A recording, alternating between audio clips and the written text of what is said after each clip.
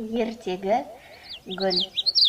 Баяғы заманда белгісіз бір өңірде жападан жалғыз бір гүл өмір сүріпті.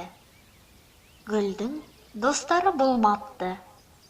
Бірде күн бұлттанып, жаңбыр жауады.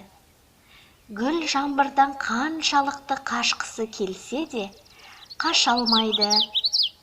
Жаңбыр жауып болған соң, күн қайта ашылады. Гүлдің де көңілі көтеріліп, қуанып, әр түрлі қимыл жасап, би билей бастайды. Сол кезде оның басындағы тұқымы жан-жаққа шашылады. Гүл оны байқамайды. Ол тағы да «менің достарым жоқ» деп мұңайып жылай бастайды. Жарқырап тұрған күннің көзі де жабылып, қайтадан жаңбыр жауа бастайды.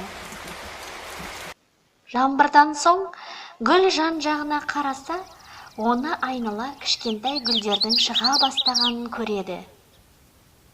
Гүл болса, «Алақай, мен енді жалғыз емеспін, менің достарым көбейді» деп қуанады. Содан бері әр түрлі гүлдер жер бетіне шығып, әсемдігі мен әдемілігімен әлемді сәндендіріп келеді. Соңы.